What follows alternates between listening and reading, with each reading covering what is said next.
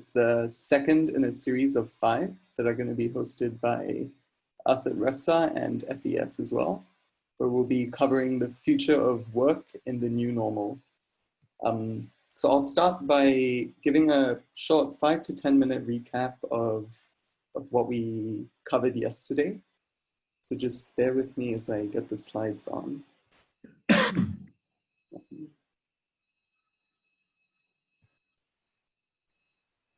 Okay, so yesterday we started by looking at the bigger picture, and I just wanted to go through a few of the talking points that were raised by our panelists. First is that COVID-19 has highlighted a lack of resilience in our healthcare systems, in our systems of social protections, and in our economic models more broadly. The response to COVID-19 has shown a fresh embrace of state-driven expansionary fiscal policy, which has been largely absent in the past 10 or 12 years. And we also had a bit of a discussion on whether this marks the end of the neoliberal era that has been ruling for the past 40 or so years. So on the first point, COVID-19 has exposed our lack of resilience to catastrophic shocks like the coronavirus. It's exposed the lack of resilience in our healthcare systems, in social protections and economic models.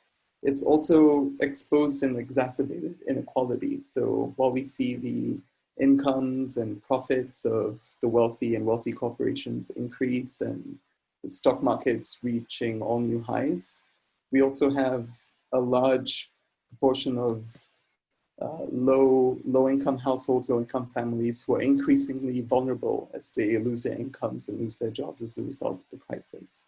And at the same time, while many professionals can adapt to this current state using technology and working from home, we have a large proportion of the population who is nowhere near as fortunate.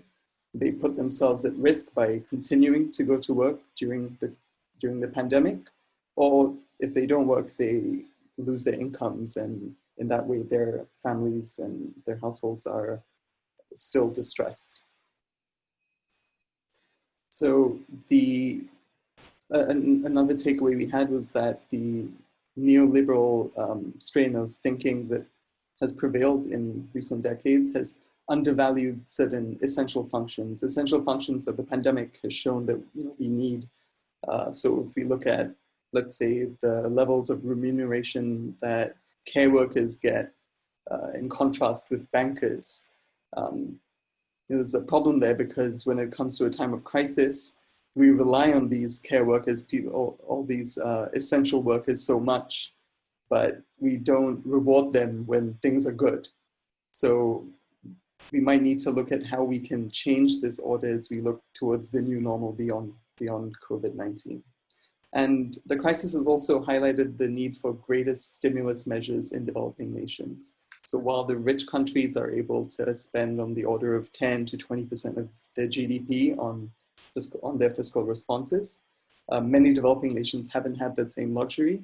They've been worried about debts and credit ratings, and this has hindered their capacity to respond strongly to the crisis and to help their citizens recover as well. So if we take an even further step back, we can view the last 40 years as a neoliberal counter-revolution against Keynesian economics, against the role of the state as an economic driver.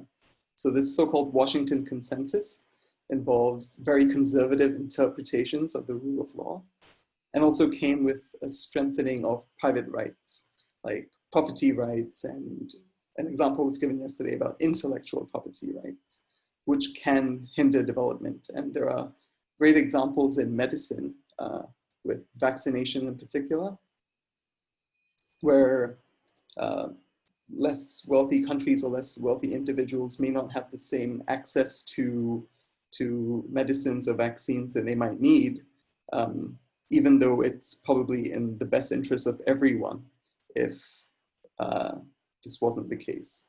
We also see a great concentration of wealth and power amongst the top 0.1 or 0.01% of individuals and corporations. We see many corporations these days that are bigger and more powerful than entire nations. And there are very limited laws that restrict the influence that they can have in countries and in politics and policy making. So alongside financialization, so the amassing of power amongst bank and non-bank financial institutions, we're seeing a culture of shareholder value extraction. And all these issues have been laid bare by COVID-19. And if we look at things from a Malaysian perspective more closely, we can see that our fiscal response to the crisis has not been strong or bold enough. And part of this is because there's a seeming reluctance to borrow and spend, even though this might be what we need in order to recover from the crisis. We have artificial debt ceilings that can easily be raised, and in times of crisis, it could be far more beneficial for us to look to spend to recover from the crisis. And a lot of our responses have been borrowed from the West, but don't particularly address the local concerns that we have. So in many developing nations, there are large informal sectors, large proportions of the population without social protections. In Malaysia, 40% of us contribute to our pension fund, yet 80% of retirees live under the poverty line. At the same time, 70% of households don't have much in terms of savings, and we're a country that's on the cusp of high income status, to say nothing of other countries in the region and beyond who aren't as rich as us in per capita terms. So one suggestion that Professor Jomo Kwame Sundaram had yesterday was universal basic income as a serious policy option to not just help households and low-income families throughout this crisis, but to help stimulate aggregate demand as a whole and economic growth moving forward. So all these policy options have to be on the table as we look to recover. So finally, it's time for us to think about the paths we didn't take while we were following the siren song of liberalization. We need to realize that we make the new normal. It may be time to reduce our reliance on external forces or relying on the free market to solve all our issues, because we see market failures everywhere. Climate change is another market failure. So we have to do things like regain control of our food supplies, enact domestic Green New Deals, put an end to this seemingly endless process of deregulation, manage our risks better, and take advantage of technological development to raise the human condition moving forward. So with that, I wanted to hand the reins over to our moderator, Howard Lee, and our speakers, Datuk Shamsuddin Bardan, who's the Executive Director of the Malaysian Employers Federation, Professor Pavida Pananond, who is Professor of International Business at Thammasat University in Thailand, and Mr. Yoon Hyo Won, who is an Asia Industrial Relations Consultant based out of South Korea. Thank you, and over to you, Howard. Thanks, Darshan. Thanks for introducing the speakers of this distinguished panel as well. I'm just going to go straight to the point because you've actually done me a favor by introducing already, so that cuts a bit of time.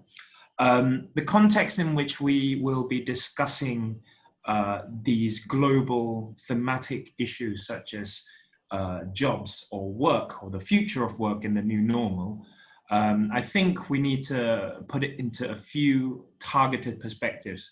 Number one, we've heard of the analysis of a transition of paradigm or a shift in paradigm from the world and the market's previous thinking of let's cross the bridge when it comes to a more just in case or resilient approach to regulation. And of course, we will also be facing many threats, such as the lacking in jobs, reduction of jobs, or shall I say, different disruptions, distractions, as well as destructions of many venues and avenues within the economy. When I speak of distractions, I'm talking about the framing and narrative building, or the negative narrative building behind the stresses that we are experiencing as a civilization. The ethnocentric or ethno-nationalistic narrative that's being built around many of these challenges that we're facing. The disruptions, anything that isn't the old normal, anything that we need to transition towards the new normal is a disruption, especially in the context that we're speaking today, which is from the company's perspective. And so, of course, destructions. We are seeing swaths of brick and mortar businesses literally being destroyed. I wouldn't say overnight, but as good as overnight, because of some of the things that have happened even before the pandemic, and especially now exacerbated by the pandemic. What are we to do with these distractions, disruptions, and destructions? Furthermore, if we were to talk about the further inequalization of jobs, inequalization of income that has been happening and it's been unfolding, and I would say gotten worse as a result of the pandemic. I'll take, for example, there has been many businesses, large businesses, who have really thrived during this pandemic, whilst most have really struggled. It has actually brought on many I would say, unwanted symptoms, such as predatorial value extraction from the lower end of the labor market. How are we to deal with that? And of course, as a social democrat myself, elected as a social democrat and social democrat by heart, we must always look at matters from both ends of the spectrum and from the views of all stakeholders. And I think it's only fitting that we see things from the company's perspective. And of course, I am also a business owner myself, hence being dragged into this. What are we to do? What are businesses to do in this triple crisis that is the global pandemic? And with us as the first speaker, we've got Dato' Haji Samsudin Bardan, who is the Executive Director of the Malaysian Employers Federation. Dato', can I hand over to you for your opening remarks? Yeah, thank you very much, Mr. Howard Lee, moderator for this particular session. I'm not sure when you say it's opening remark, is it the full session itself or just say a few words first or what?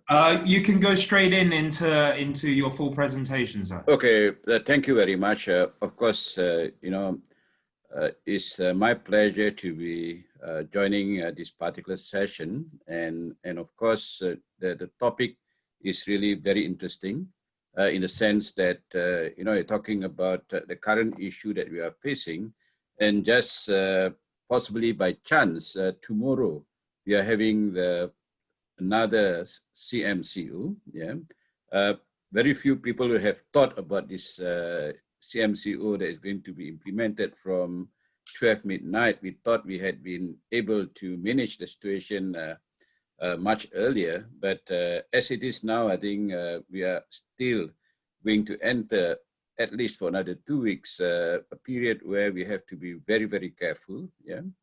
Perhaps at this stage, I'm not sure whether I'm able to share my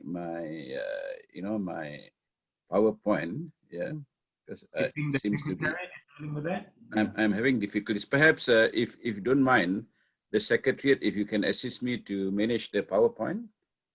Yep. Is it possible? Yep, it's there. Yeah. Okay. Then of course, perhaps I was listening very much to the recapping of the first day session yesterday. It's unfortunate that I was not able to be there, but to me, I don't think we are really, as far in the Malaysian context, in a total failure to address some of the issues as mentioned in the first day session. I think we are still here. We are still able to actually manage the employment levels. We are able to actually still go on with our economic activities. And of course, even at this stage, yes, some of the citizens died because of COVID-19, but generally speaking, I think we are able to manage the COVID-19, I would say, quite well, given the circumstances that we are in. And I would say that the government had tried the level best in trying to make sure that they balance what they call it as life and livelihood. And that I think is very critical because, say for example, when we talk about that's just the CMCO that's going to be effective from 12 midnight, of course, for state of Selangor and wilayah Persekutuan, but it was yesterday for Sabah, yeah?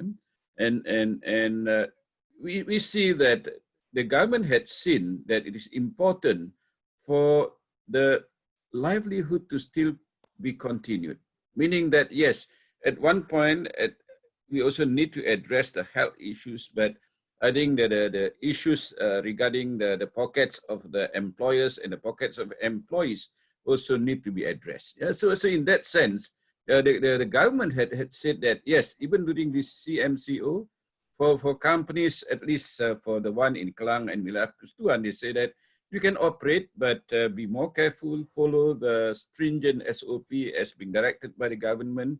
And also that is the stand by MEF to say that, yes, I think we need to abide by the SOP very stringently because we don't want this the third wave to actually overtake the situation and we go back to, say for example, like CMC to go back to MCO kind of thing. So we are in fact as an organization, as MEF, as an employees federation, we are thankful to the government because they realized the need for businesses to continue, for employees to still continue working so that they can earn wages during this period and life can still go on in that manner.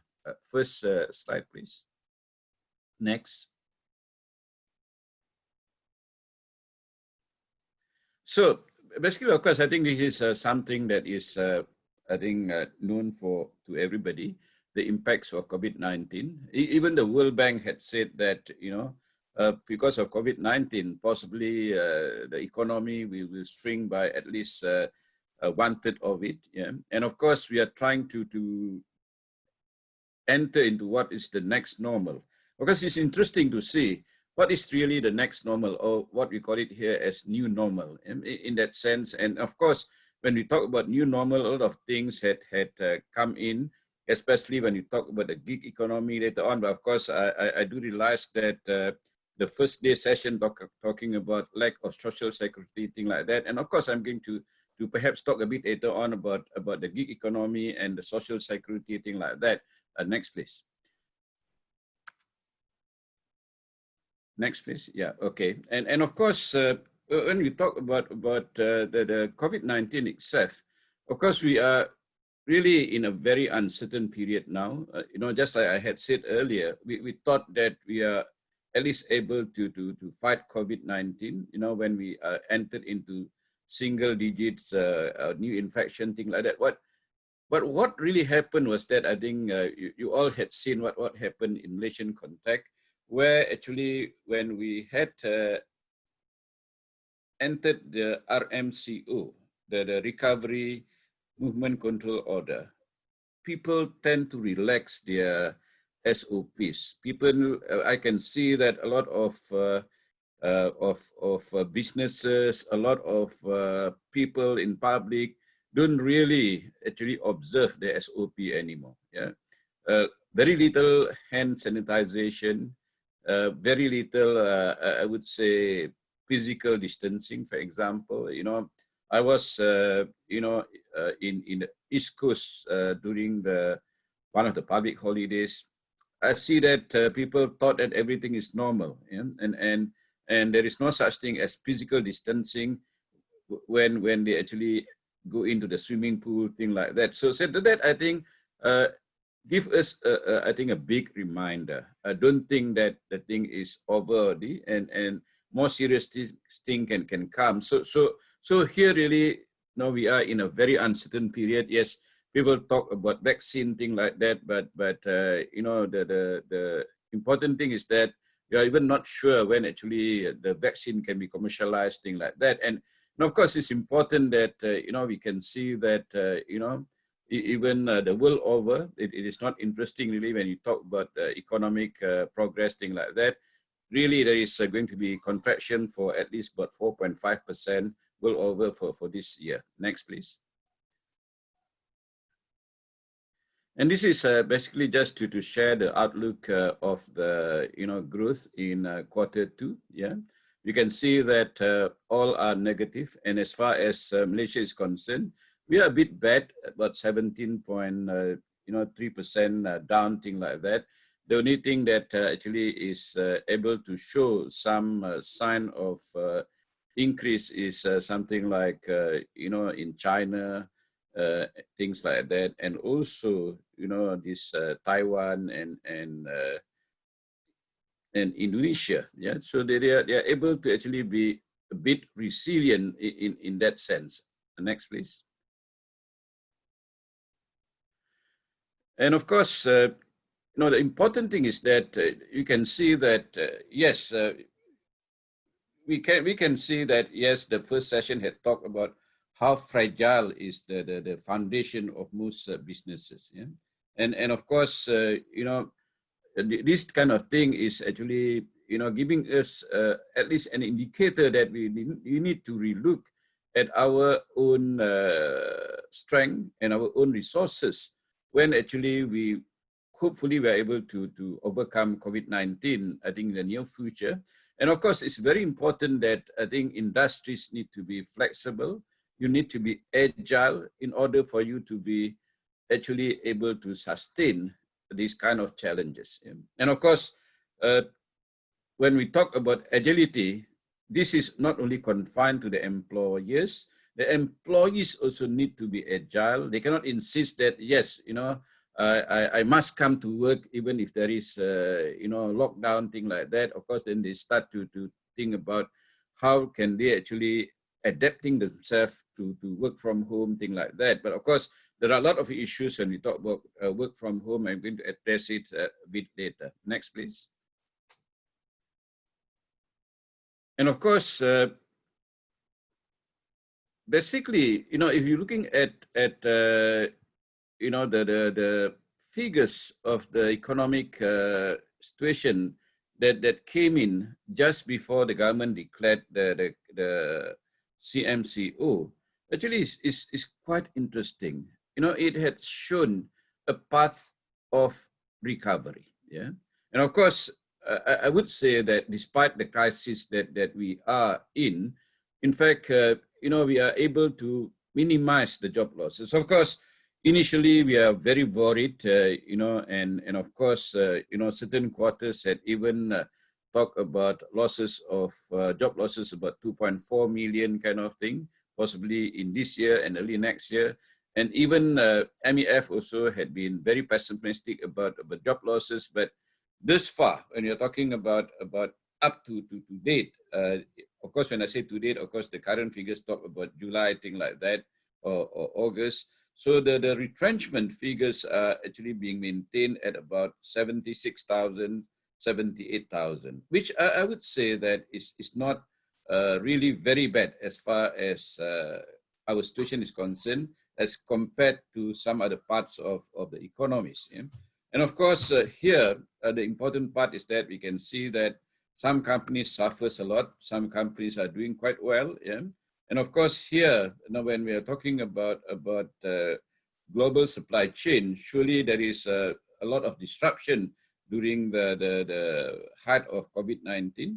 And that, of course, we can say that in our context also, you know, our commodity prices also had weakened during that period. Next, please.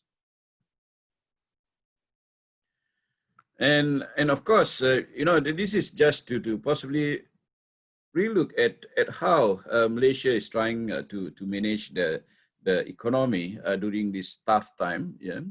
And of course, during this period, we are able to attract about 65 billion investment, January to June 2020, and able to create, about 37,000 employment opportunities. But what is important and what is interesting to see is that this time around, because times are tough really, the FDI is not coming in big numbers. It is only about 20 billion during that period, as compared to that of the local direct investment. Domestic direct investment is talking about 45.3 billion. Yeah, so that I think is something that perhaps the government need to really relook on the situation. I'm not saying that foreign direct investment is not important, but in challenging time like this, I think we have no choice but to encourage our own domestic investment. And I would say that to a certain extent, we are able to do that quite successfully. And of course, our investors look more at manufacturing, more than 55%, and 44% went to the services sector. And of course, some of the investment went to the primary sectors, about 1% or 0.5 billion ringgit. Next, please.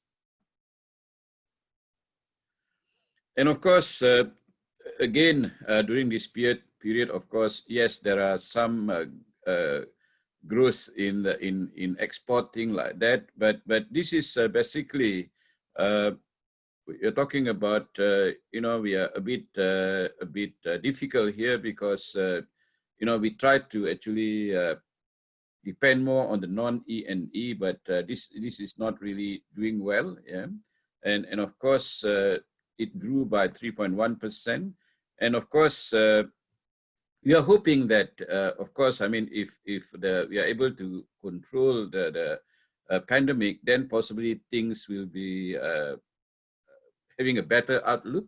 That depends very much on how the world over is able to actually manage the situation of COVID-19. Next, please. And of course, this is just also to have a feeling about what is the situation like during this period. Yeah. Of course, quite a number of companies cease operation. If you're looking at a period of April to July, about 4,500 companies closed. And of course, the biggest number was in June itself. June, of course, we are at the tail end of the CMCO. And of course, in that kind of situation, actually some companies also are being registered, about more than 82,000. And the majority of these new companies are doing e-commerce, basically. But of course, these figures about 82,000 new companies being registered may not be actually giving a true picture, in the sense that, yes, they are registered, but they may not start business immediately. Next, please. Just to let you know, there's another 5 minutes before we have to move on to the next. Okay, sure. I will be quickly doing it. Of course, in this situation like this, of course, there are some companies that are actually benefiting from COVID-19.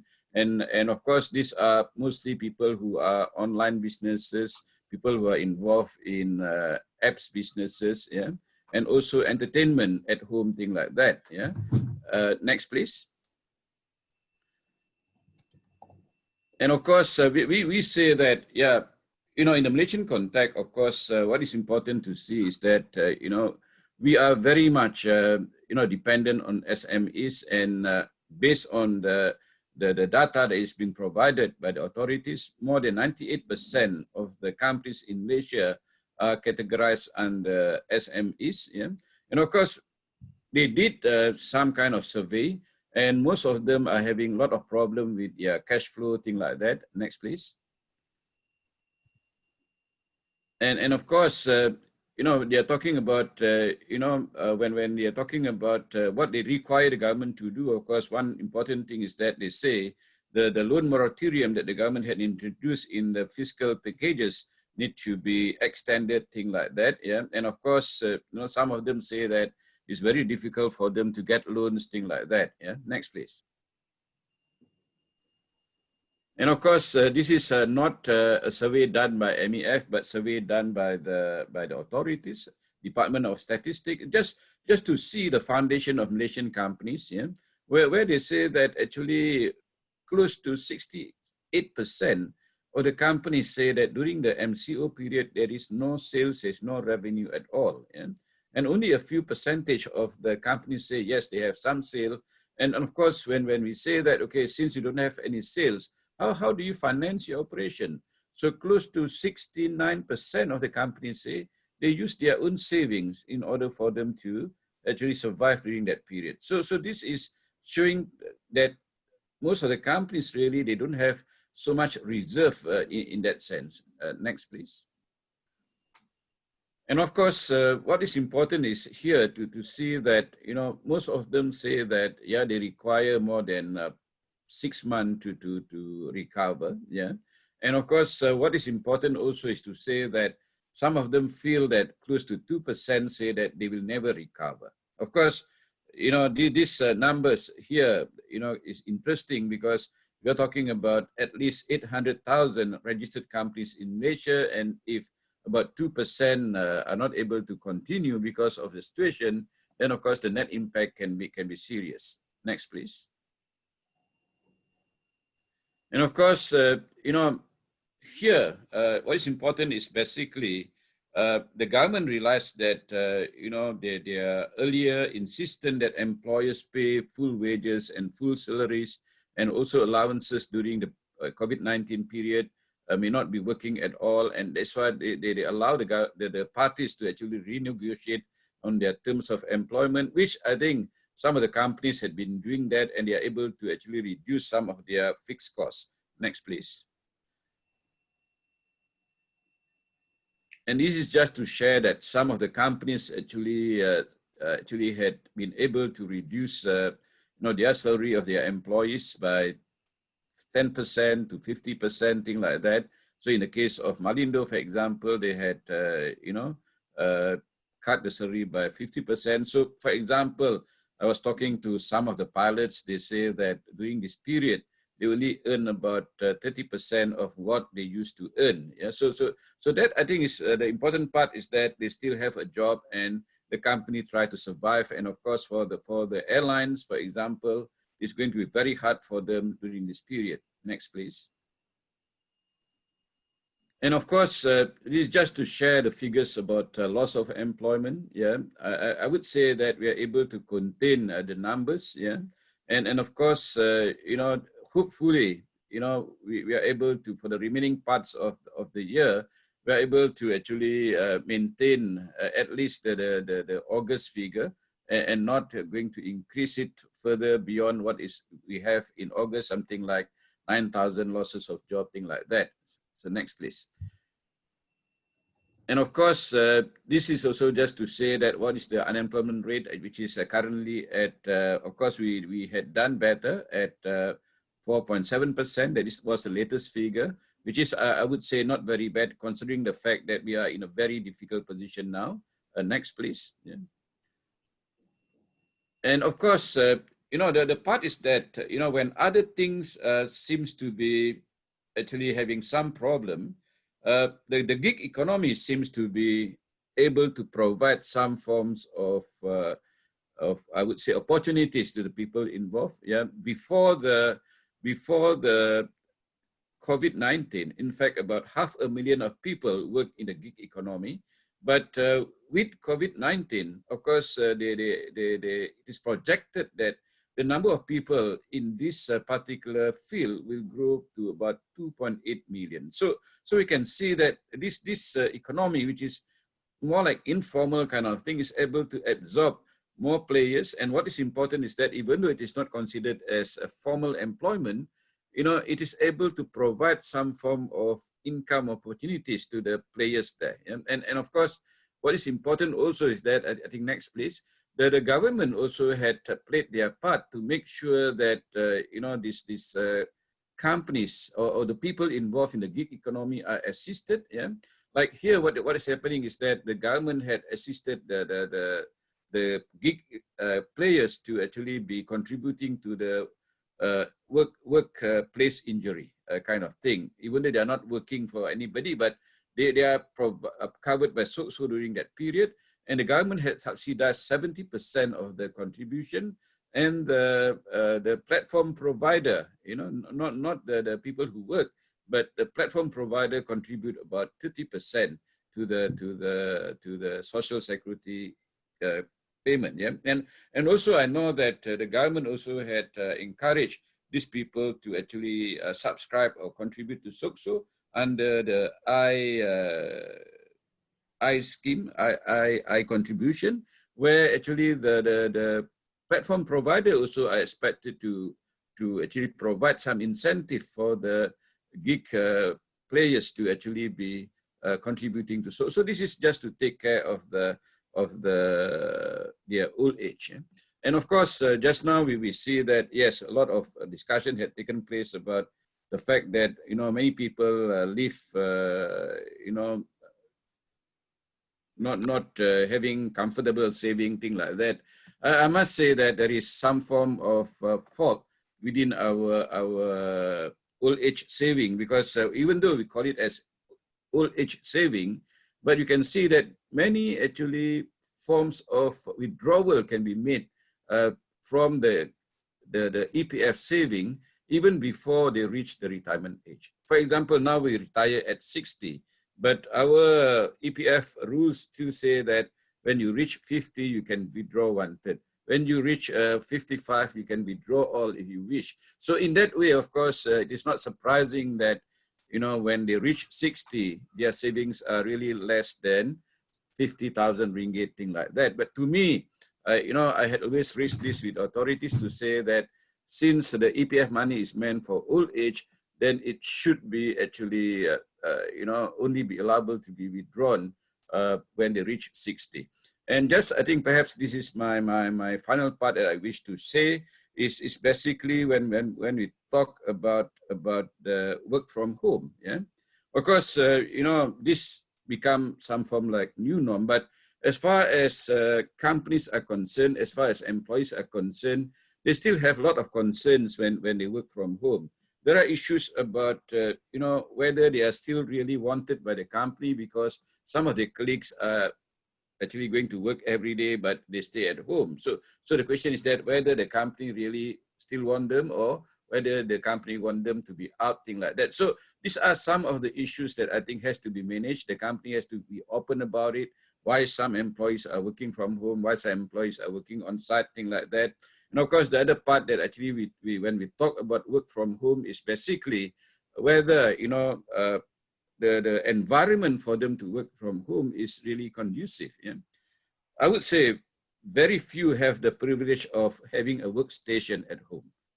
Normally, they just use any I'd say available space, maybe just on the dining table or in front of the TV, thing like that. And that, I think, is something that I think the government need to put in more incentive for the employers, for the employees to create a workstation at their homes, so that it is more conducive. Of course, the other thing is that the health aspect has to be considered also, whether the lighting is good enough, whether the chairs that they use is ergonomic enough, thing like that.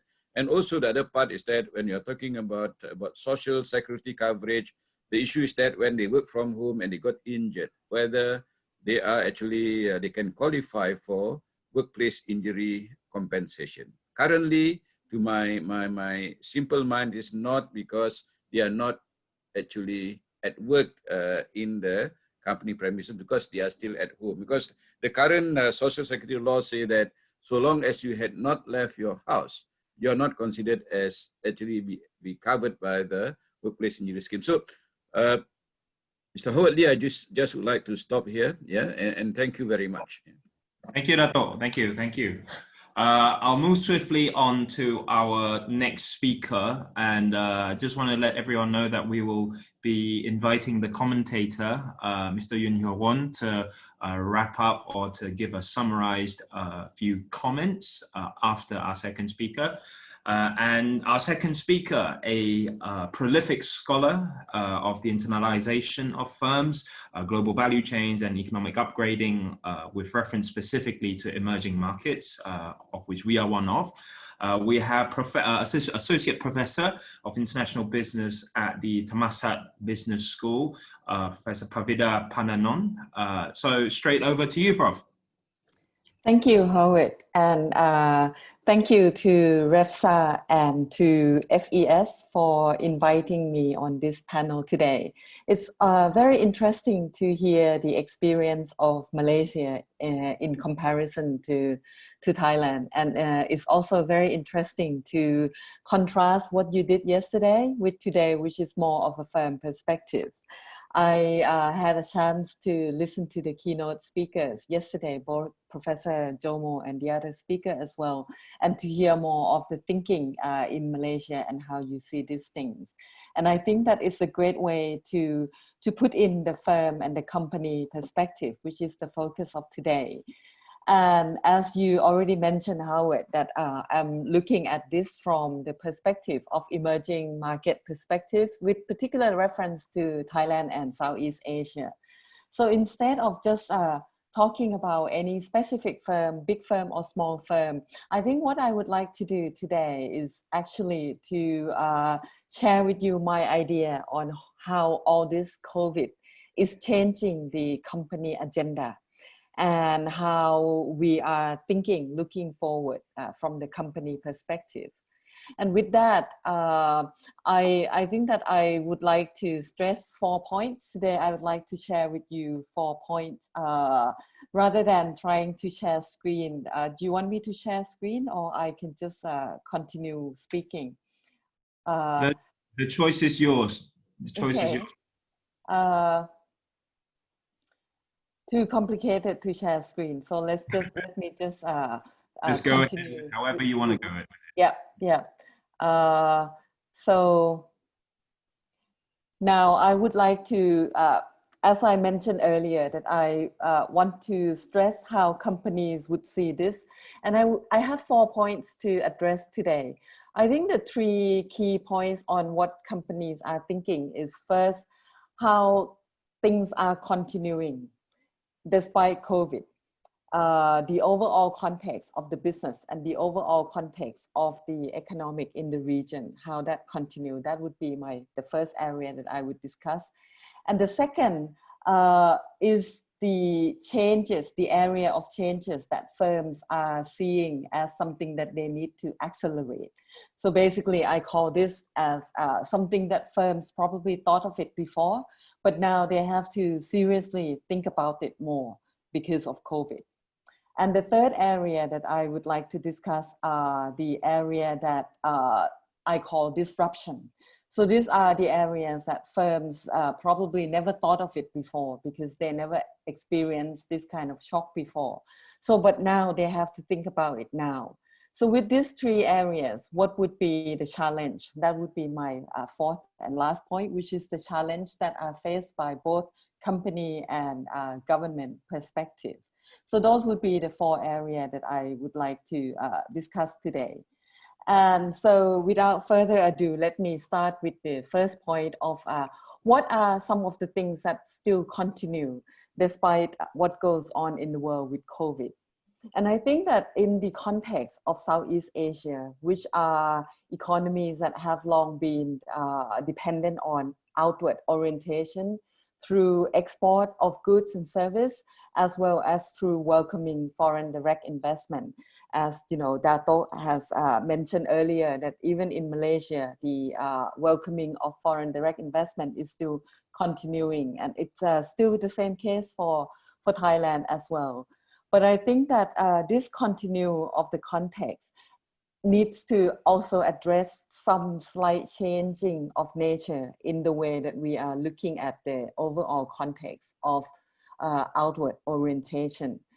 First, I think from the region that used to look at depending more on export to the further regions of the European Union, the US and Japan, further afield, the way that Southeast Asia is looking at export market and export potential is becoming more regional in focus as well.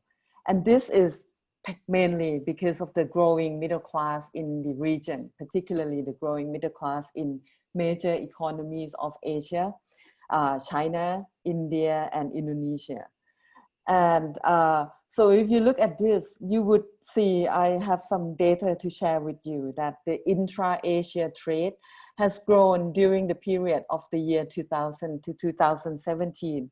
It grew 4 times compared to 2.8 times of export to the global market. So this point to an important in Asia becoming more outward oriented, but also looking more at the region in intra-Asia as a key export market. And I think that would continue to be the main focus of Asian company despite COVID.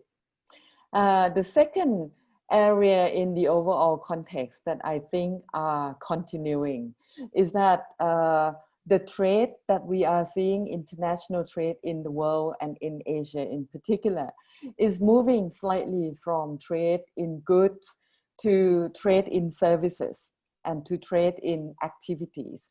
So we are seeing more of the value chain being disaggregated more into different activities that firms can do in different countries. So basically, we might say that, you know, instead of focusing on what we sell in terms of goods and product, we are now focusing more on what we do. So we are looking more at intangible areas of trade, such as trade in service that we see more important, tourism, for example, service with online and service with computer programming. All these things are becoming more important in international trade. So actually we are seeing that trade in services has grown 60% faster than trade in goods over the same period of about 2 decades prior to now. So I think that with the context of firms operating in the COVID, that would somehow continue as our overall context. But now we move to the second point that I would like to share with you on how company strategy might change, is that this is the area where firms look at it as an area that they need to accelerate changes, because they might be thinking about it before, but now they have to seriously think about these issues more and more immediately and more urgently. And I think this focus particularly on the area of supply chain configuration, of supply chains, of how Asian firms participate in supply chains. And under this topic, I see 3 areas that are of significant concern to companies in Asia. First of all, I think that there is a trend that the significance of labor costs arbitrage is becoming less and less significant. And we are seeing this more particularly when the focus is shifting to more automation. People are thinking more about automation because of the disruption of employing a lot of people, of handling big factories and all that. And this is something that has already taken place with the labor costs becoming more expensive in countries that are key manufacturing area of the world, such as China. So we are seeing that labor costs as the attractiveness for foreign direct investment may not be the most important area. And now companies are looking at other areas where the supply chain would need to be reconfigured and to pay more attention to those areas. And that brings us to the issues of technology. We are seeing that, you know, we have perhaps talked before COVID of the need to pay attention to digital technology, digital platform, and to issues like automation. But before COVID, I think most companies probably were not thinking too seriously about how they really need to do this. But now with COVID, I think this area of automation and digitalization has become a key agenda on many firms, large and small. For big firms, you might be thinking of issues such as smart factory, smart manufacturing. But for smaller firms, you see that online and e-commerce platform has become a lifeline during the COVID lockdown. In Thailand, there are a lot of small business that focus on e-commerce. They probably were the one that also benefit. And I think some companies like Gojek or Grab, those companies were doing well, and other companies in the technology area, like the technology that we are using for this virtual seminar, Zoom is among the technology company that have been doing well. So I think the need to think about technology is become much more apparent and much more urgent for most companies because of COVID. And the third point on the acceleration of strategy is that companies are thinking more about the location of where they do their different activities. It used to be that China was the factory of the world. And companies, of course, were not comfortable with the idea of depending everything on China, particularly with the issue of the US and China trade tensions. So the idea of China plus one has already been thought about by a lot of companies. But right now, I think that is more an issue that companies need to think more because of the concern about the growing tension between US and China. So the idea of China plus one factory has become much more important for a lot of firms. And so many countries in Southeast Asia are trying to use that as a strategy to make their country more attractive in that case. So I have already covered two areas of the firm agendas. One was the things that are continuing, the strategies that continue. And I just discussed the acceleration. What are the strategies that firms are accelerating? And now I would like to get into the third area of strategic changes, which is the disruption. How issues that companies never thought of it before, but they have to think about this now because of COVID-19. And I think I have 4 points that I would like to address under this disruption.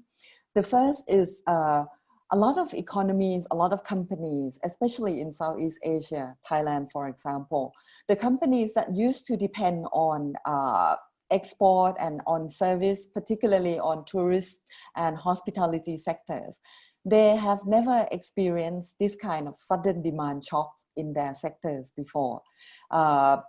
This is October, and Thailand is getting into the high season for our tourism industry. And never before that hotels and airlines would be at this low point that everybody has to be looking at domestic demand and then domestic travel as the main engine for these sectors. So this sudden demand shocks would be something that would wake up a lot of companies in hospitality sectors, that they have to be more resilient, how they can be more resilient. Large hotels, how can they operate with this low demand? And sadly, that is also one of the reasons that a lot of companies in these sectors went out of business during this COVID lockdown. So those shows that the COVID has exposed a lot of risks and vulnerabilities in business and in company sector that perhaps they have never really looked at it before. And if you look at the area of the business risk that COVID has exposed companies to, if you look at the first of all, the financial risk, as the first speaker has already addressed, that most of the SME, the small and medium enterprises that make up the large part of companies in Southeast Asia, they do not have the financial strength to remain so strong under this kind of demand shock. most surveys show that the SMEs might be able to last between 3 to 6 months from their financial resource if there are no government help and there's no financial loans from banks. These companies are very risky of going bankrupt and not being able to return to business. So financial risk is very prominent, and I think that brings financial risk to upfront to many of the firms that they have to think about this. The second risk that is very serious are the logistic risk when demands and logistic and transportation are disrupted. Airlines are not operating as normal. So these are some of the issues that make business have to be aware of the issues that never before that they experience this kind of shock in their logistical system. And business risk aside, I think that companies are also having to look at political risk of how things are panning out in the world. I think the word in the academic world, we are using the term of geo decoupling, the globalization decoupling from the two major powers in the world, the US and China, that is bearing impact on a lot of areas, business and economic as well.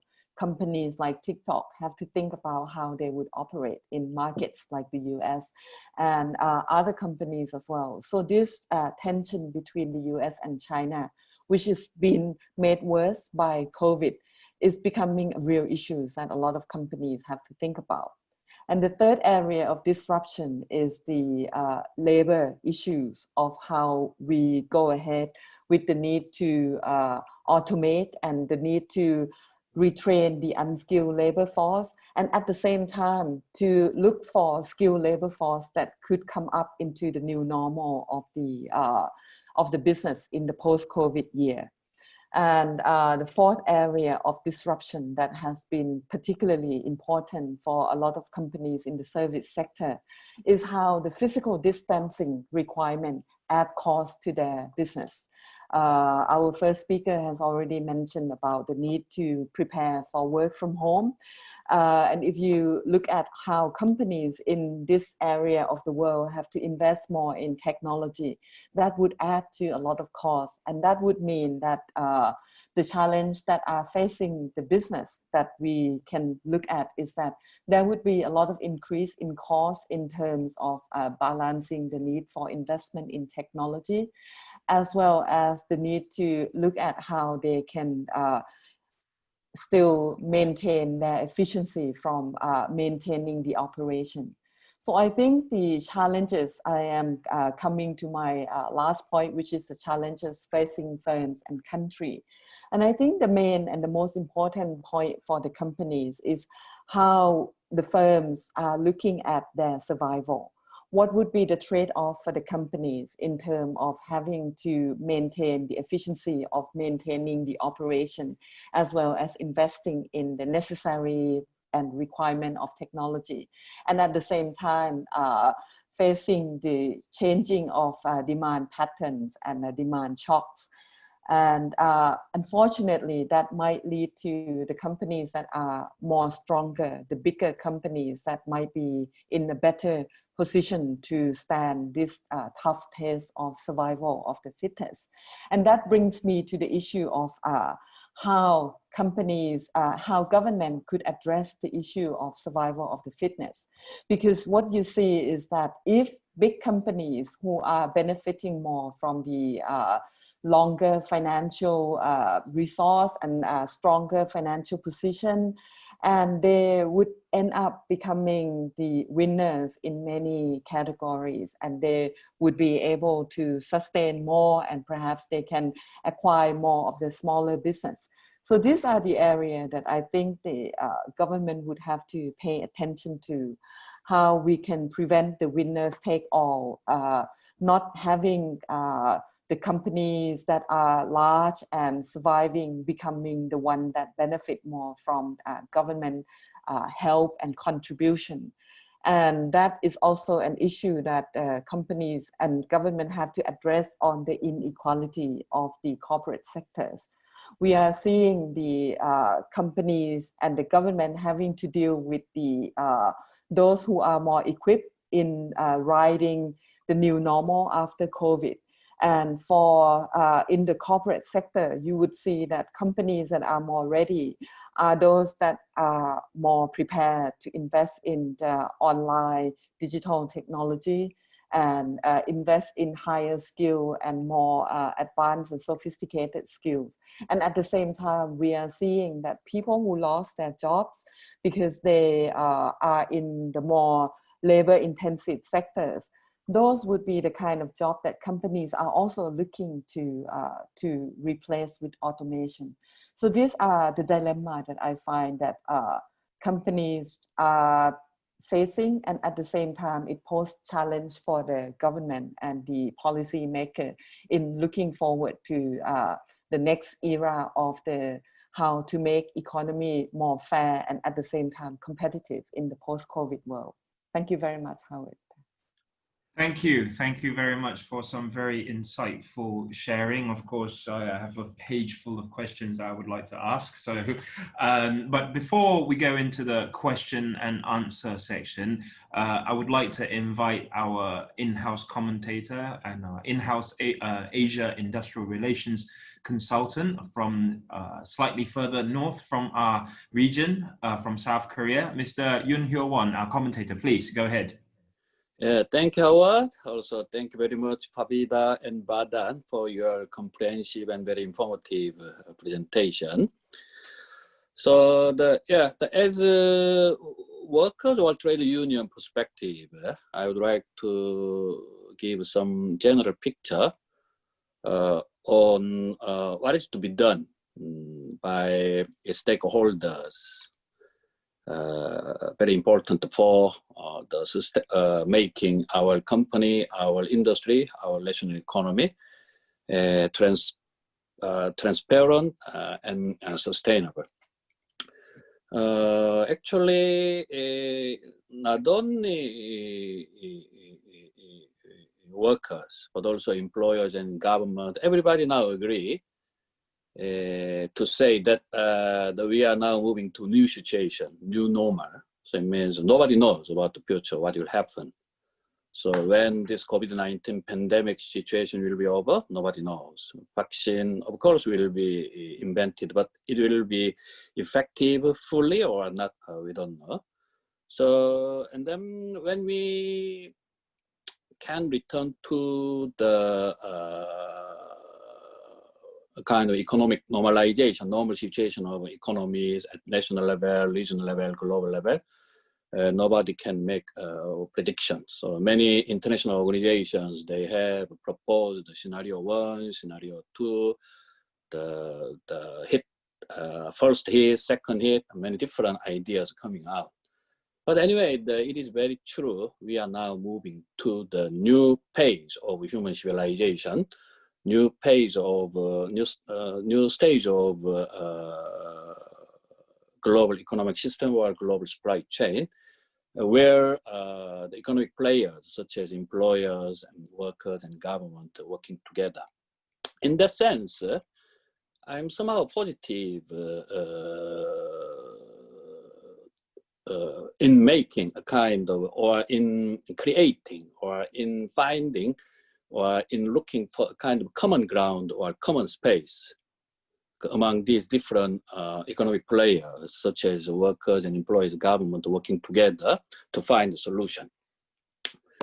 So let me just share some PPT file here, physical way. Okay, clear? Yeah. So now we are in the shift or transition to normal situation. So the question is how we can make this shift and transition win-win, harmonious, fair, just, responsible, transparent, and democratic. That's the issue. So in that sense, this COVID-19 situation is not only a threat, but also it is a kind of chance for everybody. Then another task is how to ensure no one left behind. So our first speaker and second speaker were talking about the issue of labor, the workers. So usually workers could be easily victimized in this kind of crisis. So the question is how to ensure no one left behind. Then another task is how to continue, how to secure, how to promote efficiency and sustainability for a company, for industry, as well as national and global economies and these global supply chains under this kind of shift situation. That will be a common goal or a common direction for different players, such as workers and employers and government. When I read the report of this event, already in the introduction part, there I was able to read a very good direction where we should go together in order to prevent risk in terms of company management, in terms of industrial development, in terms of national economy sustainability, also resilience global economies. So what should be done with the union or workers' perspective? A very good idea already suggested in the introduction of the report. So I'd like to just introduce that good ideas. First, the company, employers, government can and must get the wisdom and experience from workers, not only inside the company, but also at industrial level and national level, even global level. Secondly, an important point is to ensure workers' representation effectively, not only inside the workplace or company level, but also industry, society, community, national and global economies. So it means we must make workers' voice heard in this transition time. So in order to do it, we needed to let workers participate in policy making, also the decision making of government policy as well as company policies. So another issue is the vulnerable social groups, such as precarious workers or informal economy people who are excluded or marginalized from formal economy benefits, such as the social security system. So how to extend the existing good things, good benefits to these vulnerable groups. Also, that is a big challenge to us, but it is a good time for us to think about more fast way or speed way to deal with this kind of issue. In that sense, Pavida gave a very good terminology to us, the acceleration. So it's a good time for us to think about to accelerate the spread or promotion or invention of good ideas. The key point is, with the union perspective, how to ensure workers' collective voice heard through workers' organization and trade union. That's the issue. So from history, we can get some idea, the methodology or ways or methods to ensure workers' collective voice heard at every corner of a company, industry, society, community, and national and global economy. First way is to build up a good quality of social dialogue among union and employers and government, as well as the civil societies. According to International Labour Organization, social dialogue is the information sharing, also consultation, as well as negotiation on mutual interest issues among workers' organizations and employers or employee organizations and government and civil societies.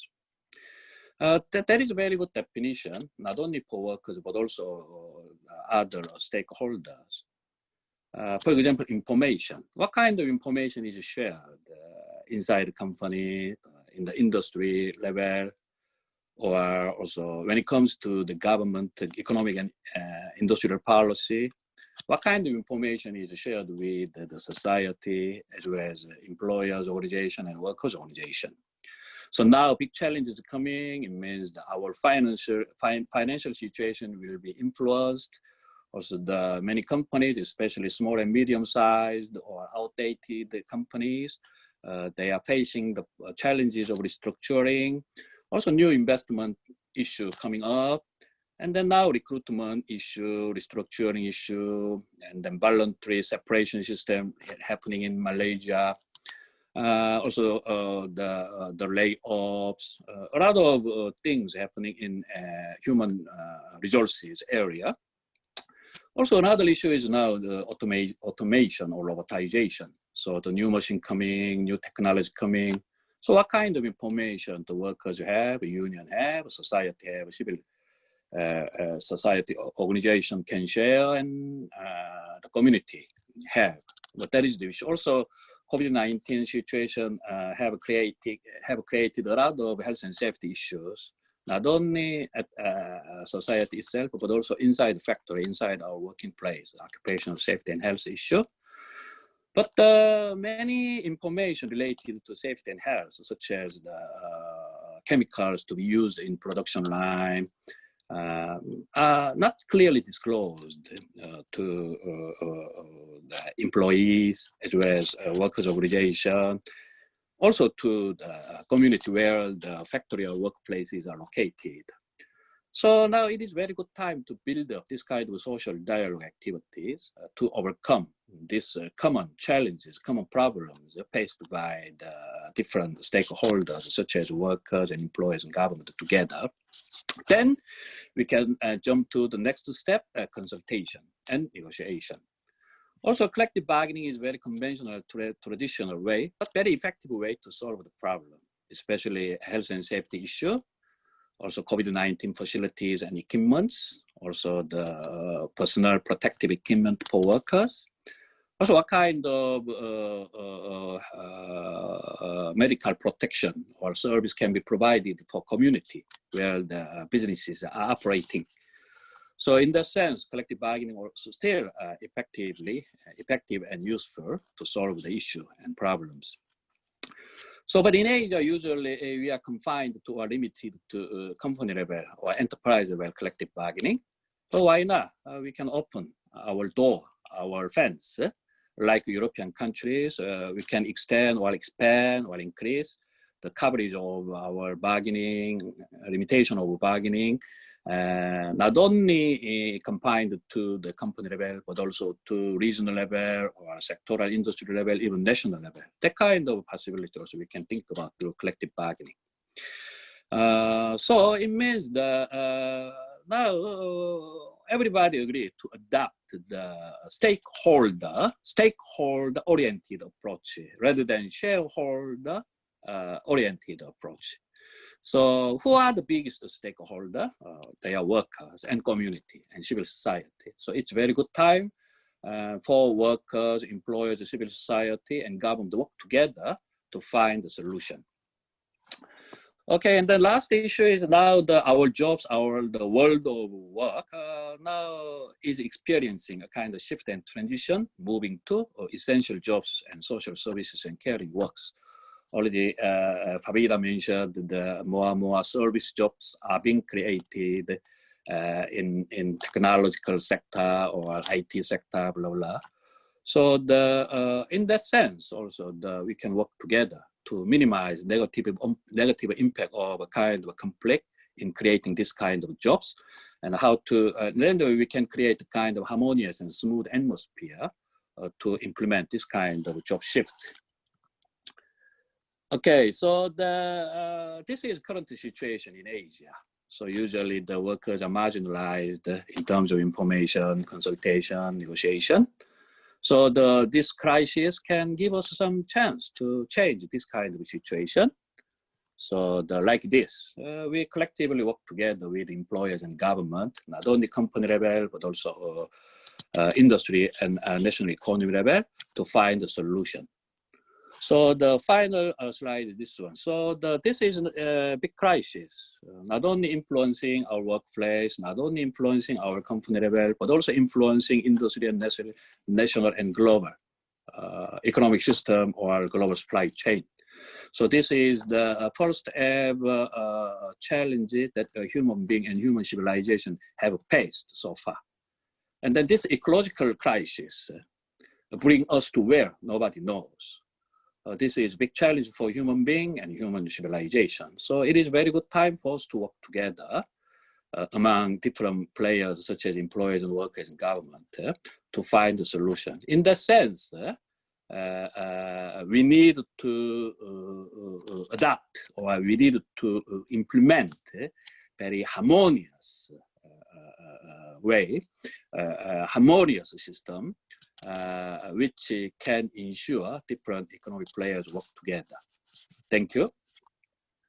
Thank you. Thank you very much. I think I've heard on several occasions in this conversation the clamor to return to a degree of normalcy. But I think we all agree that a return to normalcy must not mean a return to the old ways. I think there is a consensus here. Just before I go on to some provocative questions, I'd just like to seek the consent of all speakers here. If you may give us consent, and if it's okay with you, we'd like to share your slides to the participants of this call, if it's okay. If it's not okay, do let us know afterwards, and we'll work out a way to appease the call of some of our participants. Now, just before we open up questions for to participants, there's a few provocations I would like to make in the form of questions. Now, there's one slightly micro-specific to firms, questions specific to firms I'd like to ask, and then I'd like to go on to the more macro picture. Now, and these questions are open to all involved. Anyone who wants to jump in and provide an intervention, please feel free, or to give your point of view. Now, of course, there are some very urgent calls for help. What can we do and how can we do it? These are the key questions, such as how can the recession wave amongst SMEs, small medium enterprises, be prevented? And that is followed by, what real support are companies expecting from governments? Perhaps we can hear some real demands from the industry, and maybe some good, poignant policies that's been implemented by other governments that you may know of, other than Malaysia, maybe specifically from Korea and from Thailand. And how could a sustainable and community committed entrepreneurship be supported instead of providing lifelines for zombie companies, or to help those who don't need help, such as the big, huge, large mammoth corporations? So these are the kind of real issues and concerns of firms on the ground. Some slightly more, another more macro, some questions. I was quite drawn by the political crisis calling for decoupling that was mentioned by Professor Pavida. And I'm sure we all agree these have direct links to what was mentioned just now about the increase in intra-Asia trade, which also will have direct links with the kind of reshoring and nearshoring efforts of a lot of businesses. And from that, I'd like to seek your views, really. How are workers and how are small and micro businesses going to gain? What's in it for them in this macro geopolitical unfolding that has brought on decoupling on the back of this intra-Asia trade increase? And of course, Professor Pavida, as I mentioned about, there is also, as a result of the disaggregation of the value chain, bringing in realizing some increase in trades in services in our region. I just want to take one example, stock image trading on the internet being one of the bigger increases in trade, especially in terms of internet trade. We're seeing a lot of digital nomads from Europe, from the Americas moving into countries like Indonesia, Thailand, and even in Malaysia. And there has not been a real quick, or I would say meaningful reaction in terms of policy to invite and welcome these digital nomads and tech professionals to attract them to further help this growth. But at the same time, there is a lack of reaction in terms of if and when these digital nomads, digital professionals, in terms of taxation to help bolster and strengthen government spending by taxing these professionals who earn good money. So what are your views on this, this rise in a specific segment of the new economy and the new normalcy? What are your views on that? And one thing I want to specifically ask to Mr. Yun Hyo Won is remote work burnout of many workers who are now shifting to remote work, but because of the muscle memory or our understanding of the muscle memory of work has been to have this separation of work from home and home from work. And there is this increase in what is now termed as remote work burnout as a result of not having that separation. What are your views on that? And are there any policy interventions that are innovative and creative that we've seen throughout the region, which I'm sure would benefit both workers as well as enterprises and businesses in terms of not hampering productivity, but actually even pushing productivity in its most progressive definition.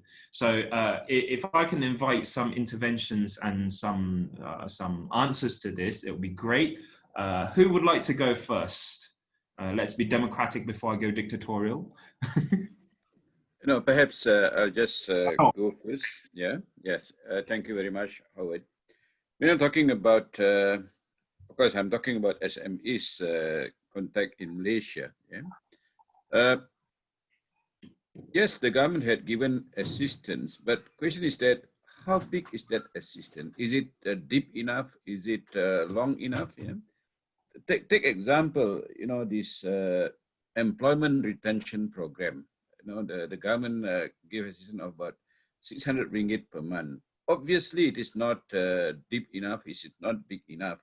Then moving on to WSP, which subsidy program, if you look at some of the other countries, they are offering something like 60%, 75%, or even 80% as a wages subsidy to the private sector employers. But in the Malaysian context, yes, the amount is something like 15 or 16 billion ringgit that had been allocated from the Prihatin one to the Kita Perhatian scheme currently, but the total amount, if you're talking about per month basis, it is about 4 billion, which is about less than 12% of the total wages bill in the private sector. So I would say that the amount is small, and considering the SMEs, volume in Malaysia is about more than 98%. You can see that they are in a very difficult position. So I would say that it is better for this subsidy program to be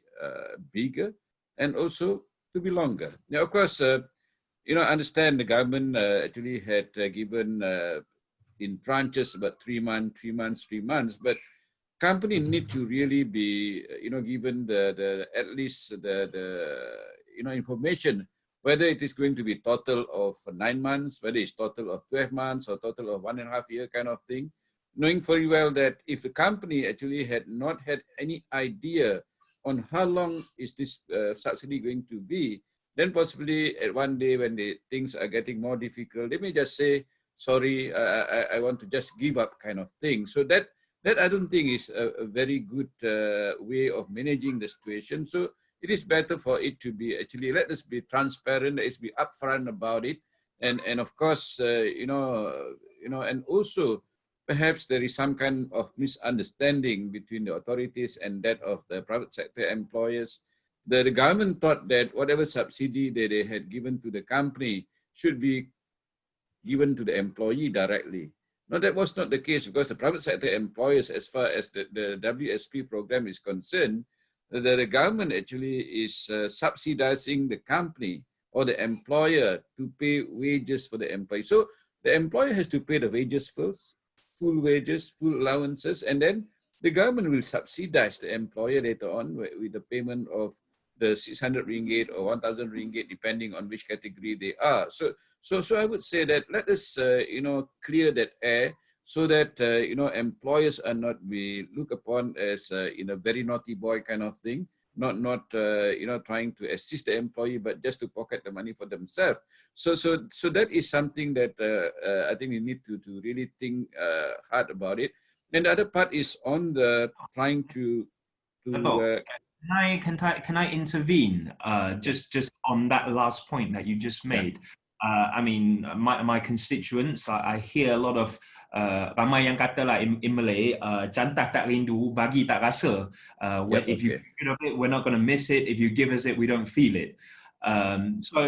Of course, the quantum and the length of time in terms of, a worker subsidy program, of course, it's good to have it, but when you've got that sentiment where, we don't feel it when you give it to us, and this could bring to what you mentioned just now about there are a sizable amount of employers who are just going to say, look, I can't handle it anymore, let's just leave it, I'm just going to cut my losses.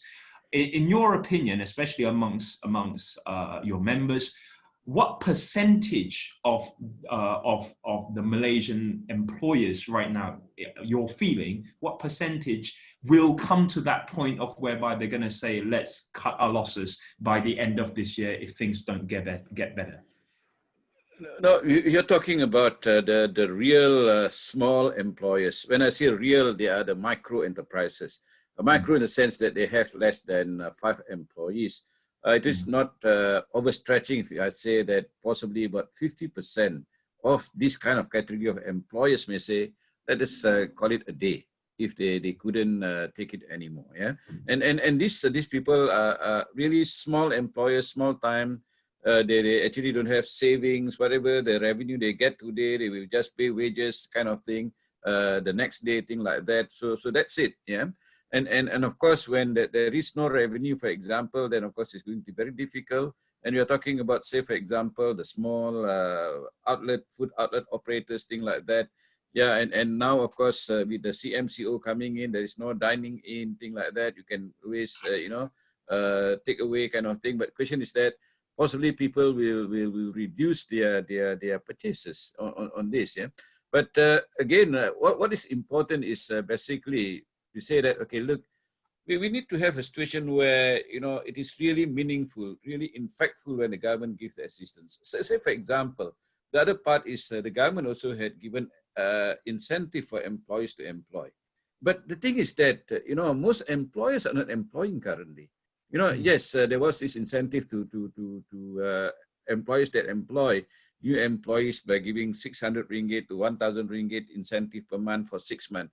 But the precondition was to say that you must employ these people for 1 year. So the question is that, can the company even survive for that 1 year? They are not even sure whether they are going to survive that 1 year. So how can they employ for 1 year at least? So that is, I think, the major question. That's why recently, I think, it was shared that, this scheme is not working at all. So how do we address this situation? Of course, to me, it is better for us to actually address this situation, I think, by taking into consideration what really works now. Yeah. So of course, I had said earlier that yes, the gig economy is growing. The players there are bigger now. Why don't we assist them directly? Yeah, they are self-employed basically. So why not we assist them? And of course, the other part which is important is entrepreneurship. Yeah. Why don't we actually try to train them out for entrepreneurship? So that, of course, if you're talking about hoping for a job that come by is going to be very hard. not within this year, not within the second half, first half of next year. Possibly we've had all when the economy start to recover, maybe you're talking about middle of 2021 or beyond kind of thing. But for the time being, we need to really address these issues. So perhaps I would like to stop there first.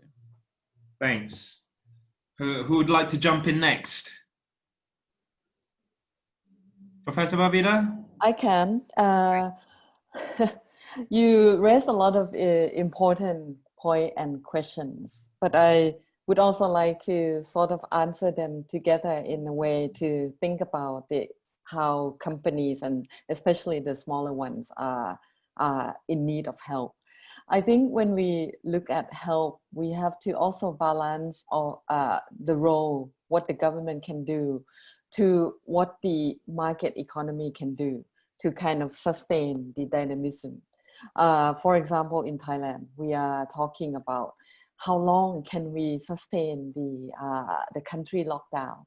You know, if we are looking at wanting to maintain the 0 case of infection in the country, and we are at the moment pretty much starving all the companies and the SME that are depending on tourism sector and hospitality sector.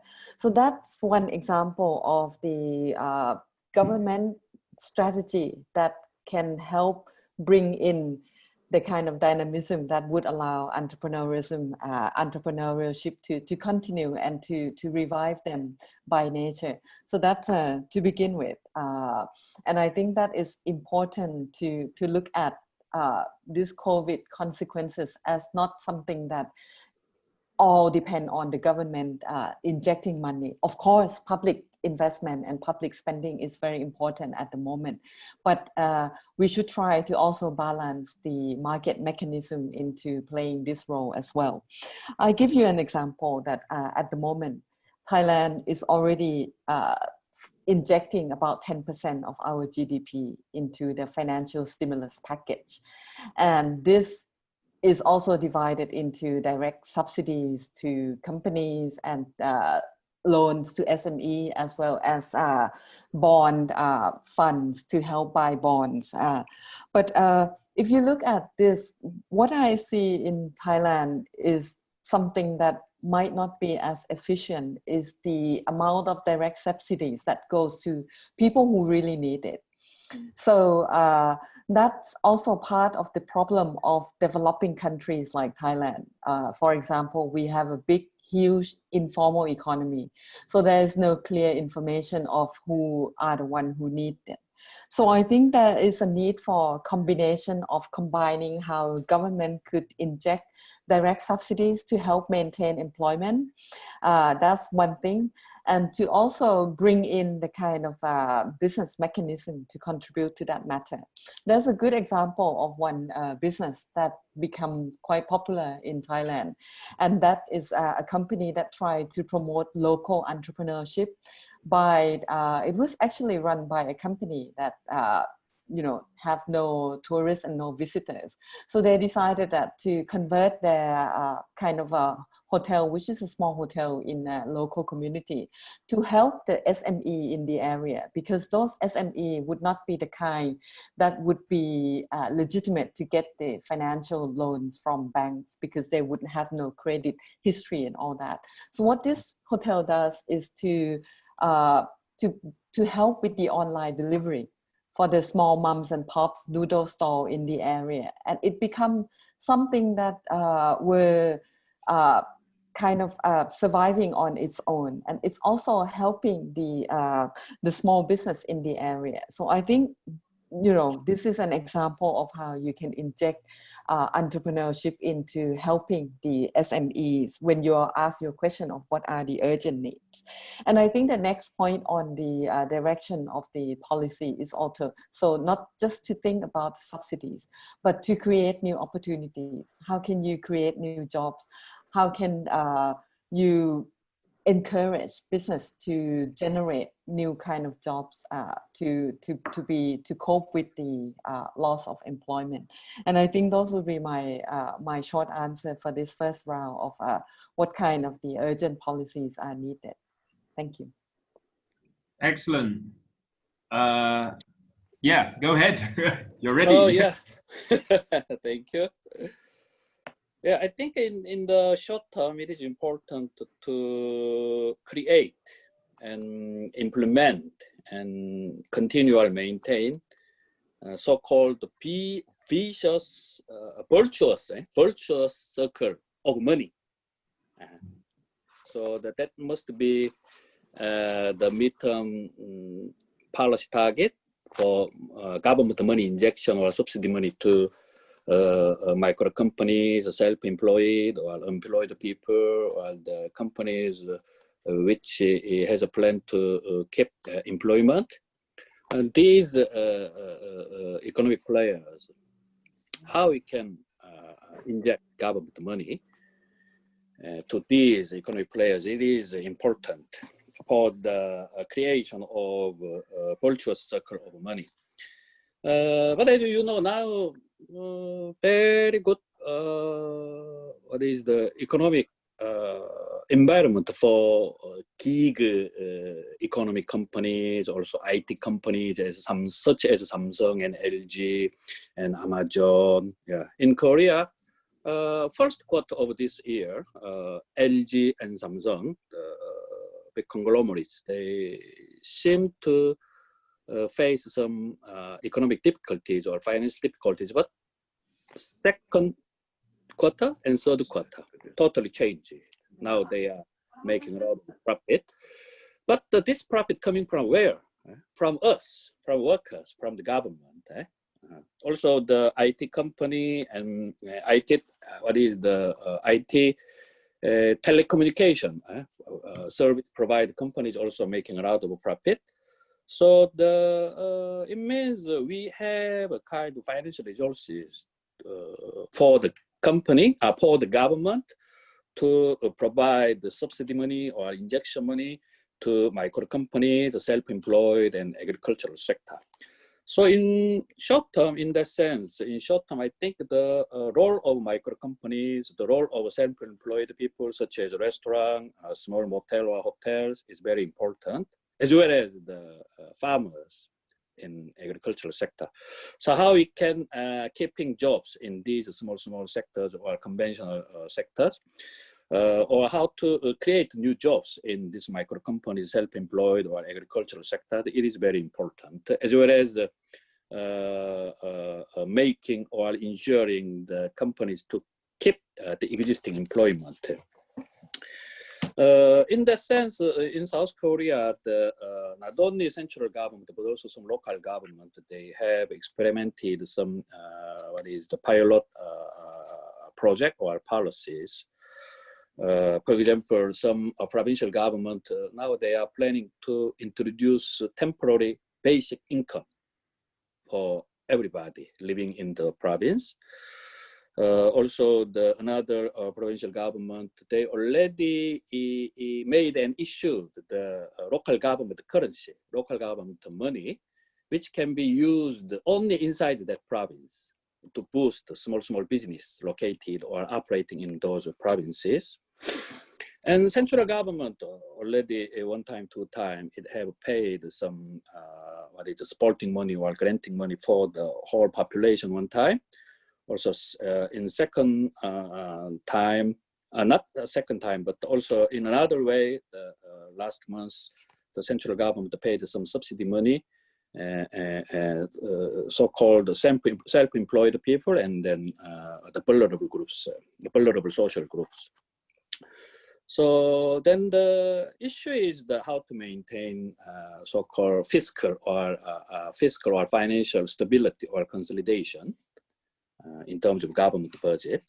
But so far, South Korea government has still showing good performance in terms of financial consolidation. So OECD or International Monetary Fund still recommend the South Korean government to inject more money to this kind of small companies or self-employed or agricultural sector. So personally, I'm thinking the future possibility, a lot of potentiality to create job we can find in agricultural sector. So now the balance between the industry and agriculture becoming more and more important.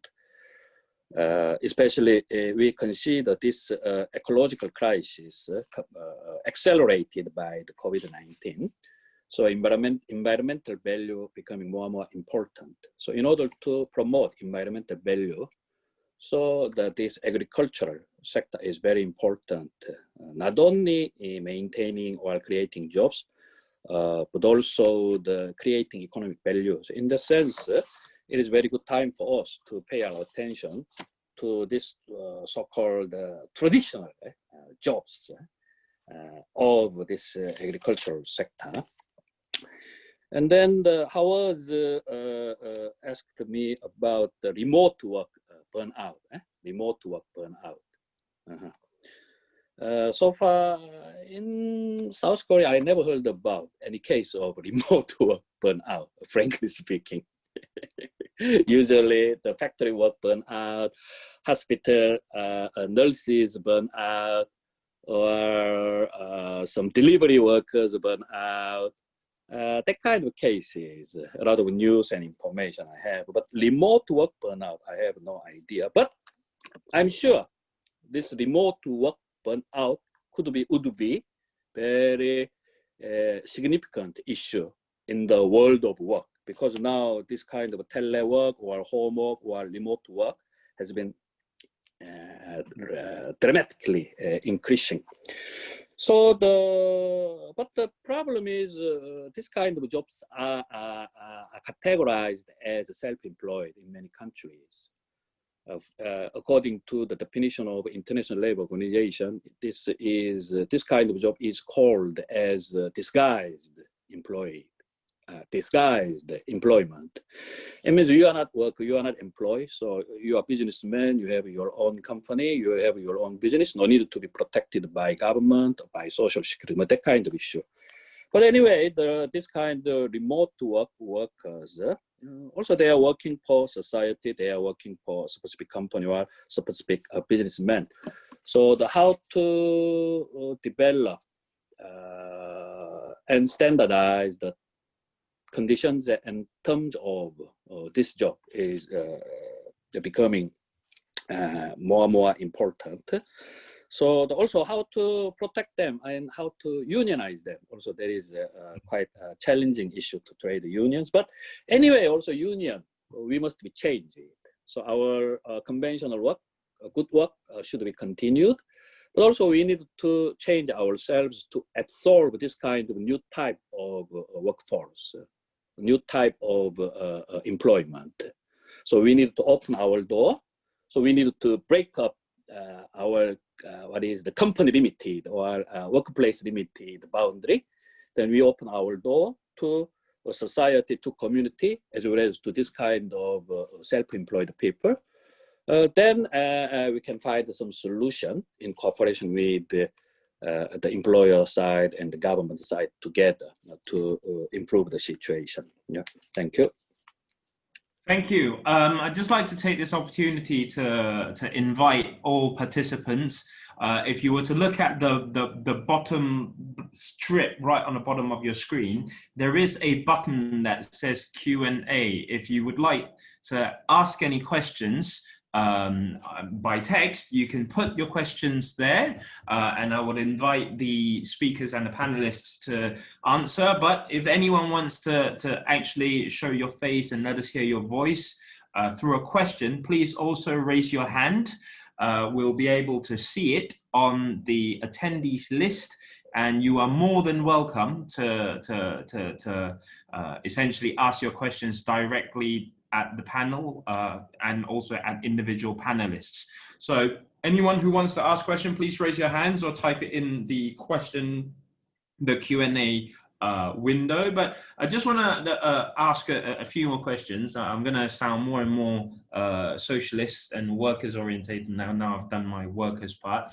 I mean, these are actually questions that had already been placed as key poignant focuses, actually. So number one, how are trade unions and workers' organizations readjusting their strategies due to the new normal, or whatever the new normal is going to be look like? And And this is one of the elephants in the room, actually.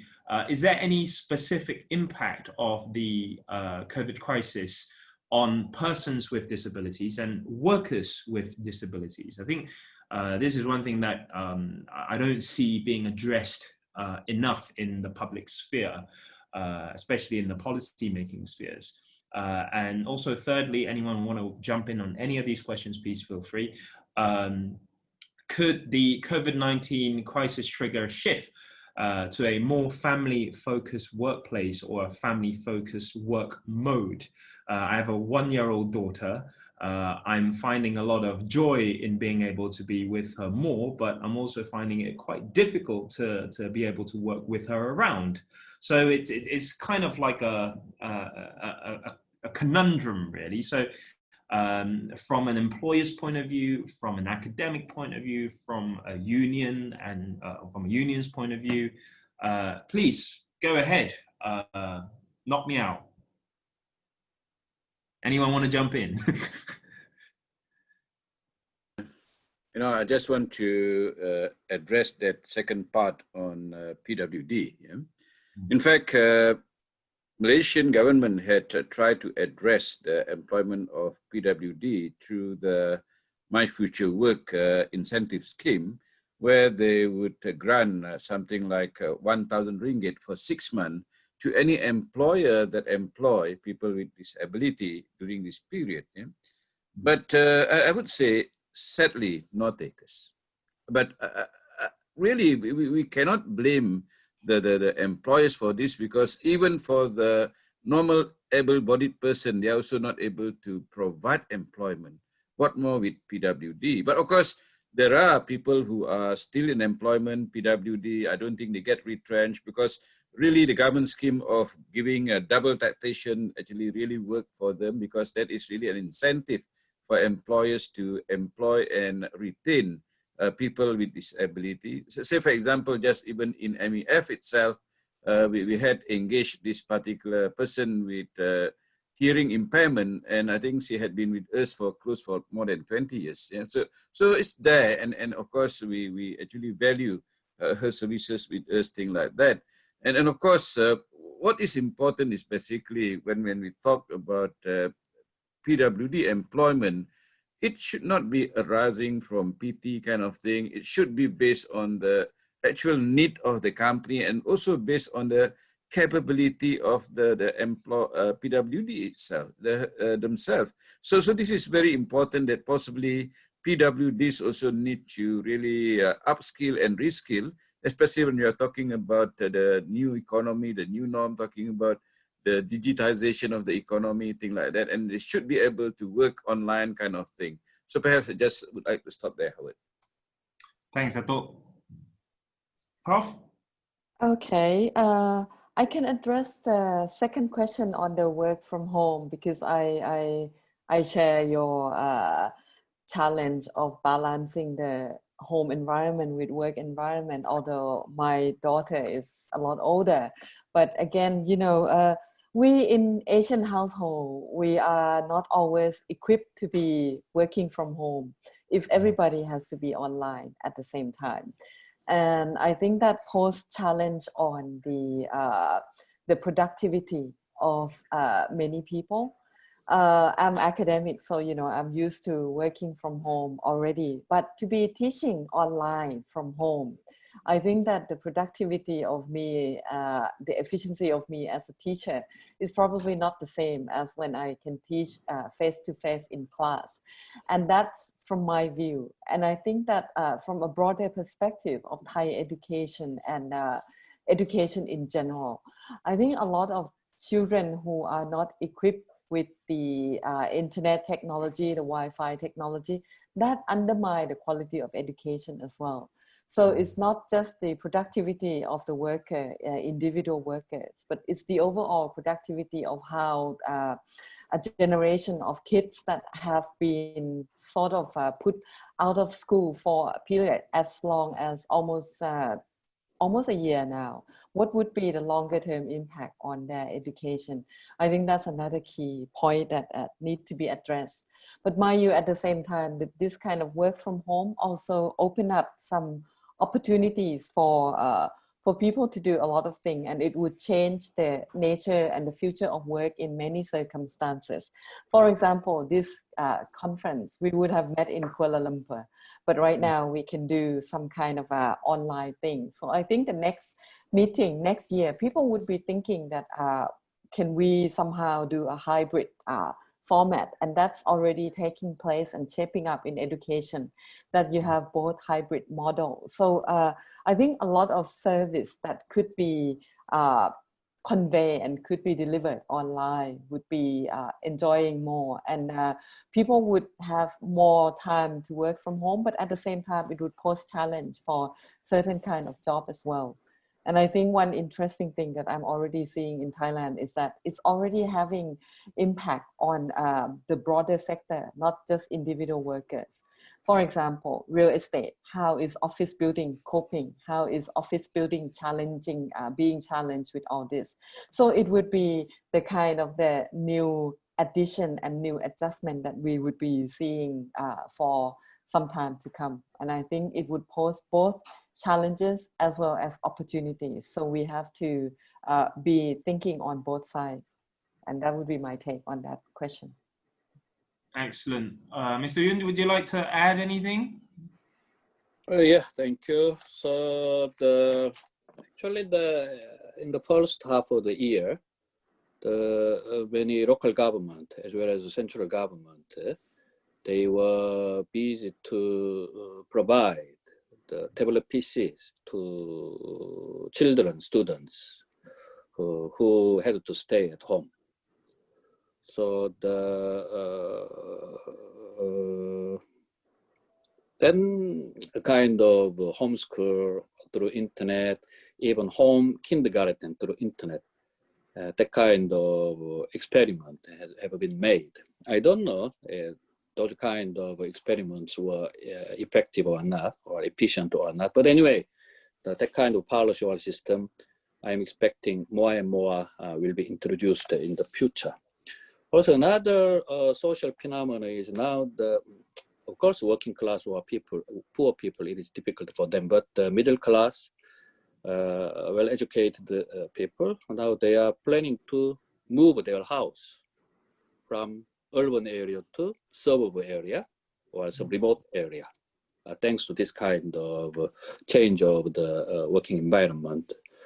So some academic people made some expectation that the housing structure and city structure will be gradually changed in the coming 10 years. So demography in the city, in the rural areas will be changed. So that kind of big picture influence our the remote work or housework or homework or telework that now we are having or facing. So from union side, of course, we are not ready. We are not prepared, especially in Asia. You know, the union manpower, union resources, union capability is very limited. But anyway, the unions in Asia also, we are pressurized and pushed to adapt ourselves to this kind of new situation. Especially already I mentioned earlier, to absorb, to include, to embrace this kind of precarious work people. So at the moment, we don't have any specific solution, but let's see. So challenge is coming and we are struggling and we can find a solution maybe in coming years. Yeah, thank you. Interesting, reactionary de-urbanization because of this. We've got two questions. Sergio has a question that he'd like to ask, and I'd like to invite Sergio to come online. And then whilst we wait for Sergio to come on, he's on. Yeah, please, Sergio, go ahead. And I'll add on to another question that's actually on the open question section. So please, Sergio, go ahead.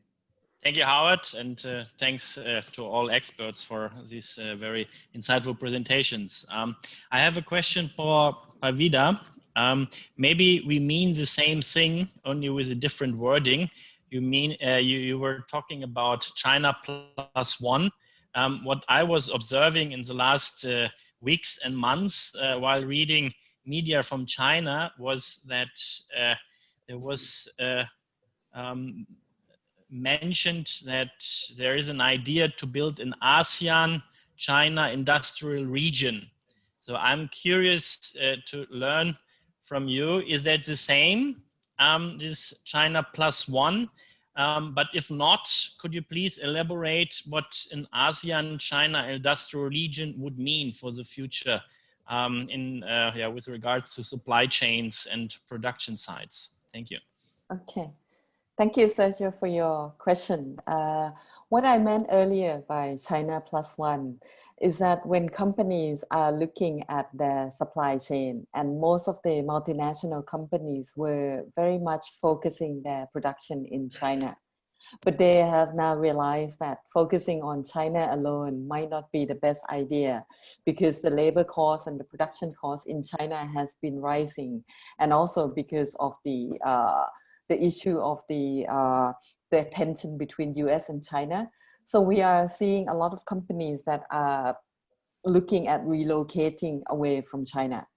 And that is not at all entirely possible to relocate away from China, because the domestic market in China is a huge potential for any business. So when companies are talking about China +1, it means that they are looking for another location that would be perhaps used for serving the export destination elsewhere, while at the same time perhaps using China to be more of a location to serve the Chinese market. But I think many companies are also finding that that is not very easy to do that. And part of it is because the depth of the supply chain that China can offer, and the length and the depth of suppliers and the diversity of suppliers. So that adds to strength of China. So to answer your question on the link more between ASEAN and China, I think ASEAN countries realize that they are located in a perfect location if anyone is looking beyond China. So to be competitive, we also have to look at how a lot of suppliers in ASEAN also supply into China. So to have that kind of link within the intra-region would feed more into the regional supply chain that is becoming more important among multinational firms. So when I mentioned earlier of China +X, that means that companies are looking at alternative location that perhaps if their supply chain is shorter, for example, they might have Mexico supplying into North American market, or somewhere in Eastern Europe to supply into the European market. But ASEAN is becoming a part of that kind of the regional supply chain that is shaping up, not just because of COVID, but because of the kind of companies' realization that shorter supply chain and perhaps more replication of supply chain will be needed, instead of just putting the eggs in one basket, putting all eggs in one basket. Excellent. Geographical hedging, would you call it that? We have 3 questions. I'm just going to read these questions out and then just leave it for you guys to answer. I think we're coming to the end of our session anyway. These are very meaty questions per se. Sorry to the vegetarian for using the word meaty. Would providing social protection, rights to collective action and standardization to this gig format of work, wouldn't it lose its appeal? And how would you standardize gig work across jurisdictions? So this is one question. The next one, another anonymous question. It's specifically for Professor Pavida. Picking up from your observation on the narrowing labor cost arbitrage and race for being the +1 in China, +1 amongst Southeast Asia countries, the recent passing of the omnibus draft law in Indonesia shows that there is a subtle race to the bottom in terms of labor rights to still attract FDI the old way. How do you see Southeast Asia and APAC countries could avoid this race to the bottom, which would really press the vulnerable workers further down and increase unequal outcomes? And I will go to the third question by Jesus. Given the current challenges in hospitality and tourism in Thailand, Malaysia, and Taiwan, particularly this last quarter, how would you advise the business owners and existing staff to thrive and survive in this current pandemic time? So anyone want to jump in first? Perhaps I will try to go in first. Firstly, is trying to standardize the kind of the way the gig players are being managed. I would say that you know, this the way the gig players are operating, and also the people who are involved, the stakeholders in gig players, are very much, I would say, depending on the local market itself. And I don't think it is advisable for anyone to say that, you know, the terms and the conditions should be standardized kind of thing. But I think what is important as far as the gig economy is concerned, I had said earlier that there must be some form of protection for the rainy days. This can be in the form of, like what I said earlier, in the form of social insurances, in the form of old age saving. Yeah? And that I think is critical. And as far as the rest of it, I think we should remain flexible. But what is important is basically, I think there ought to be a mechanism in every jurisdiction to simplify the grievance mechanism. Yeah? In the sense that if there is a problem between the service provider and the players within the gig economy, then how do you resolve it? You know, do you go to the civil court, which take years to resolve, or do you have a special arbitration to actually resolve this matter? Then I think it's very important for us to provide for that kind of mechanism. And of course, now the second part, talking about the hoteliers, the tourism industry. Of course, I know that they are in a very bad shape because I've been talking to them very often.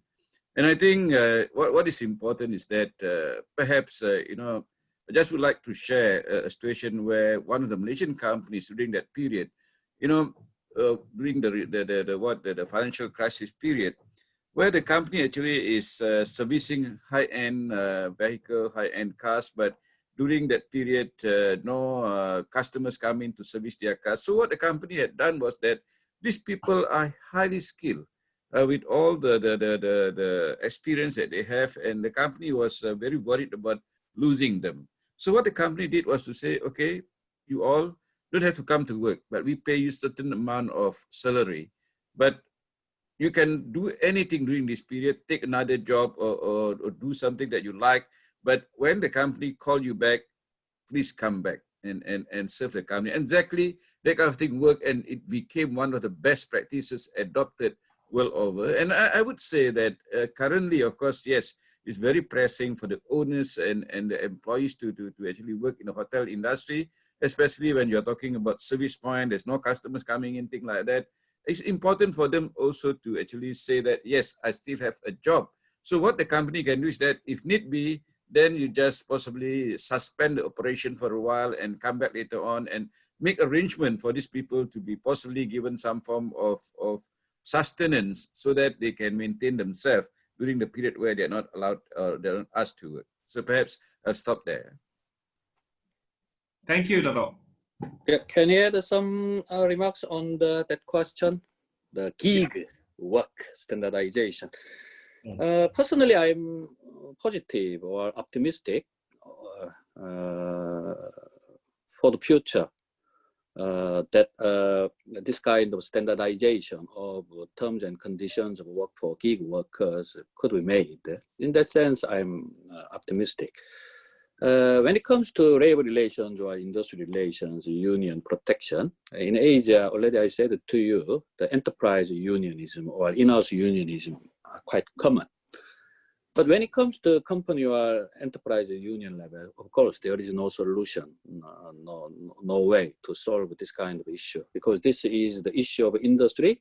This is the issue of national and global economies. So that is the reason I emphasize the importance of to build up the beyond the company, It means the industry or sectoral level, national or global level, industry relations, labor relations, as well as social dialogue and collective bargaining. Of course, the challenge is big. This is a new challenge to us. At the moment, we don't have a specific solution, but now many countries, unions are trying to unionize this kind of gig workers. Also, many country trade unions are trying to cover or embrace these workers into the existing collective bargaining structure, or they creating a new area or new type of collective bargaining structure to cover this kind of new type of workers.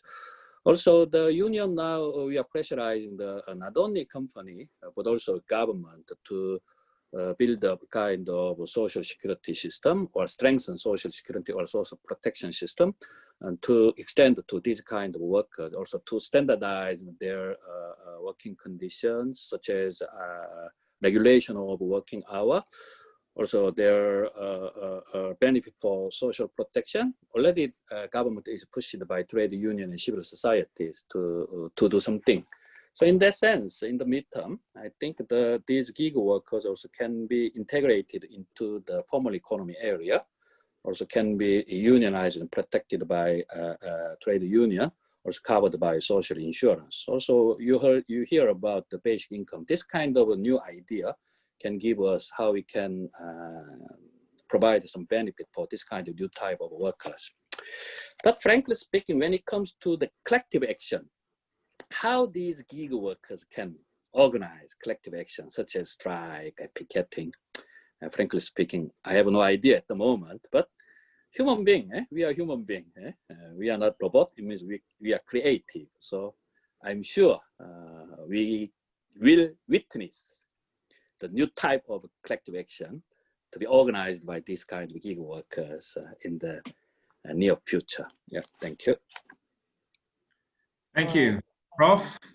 I address the questions that is directly addressed to me and the question on tourism and hospitality, because I think that the other two speakers have already addressed the gig economy question very well already.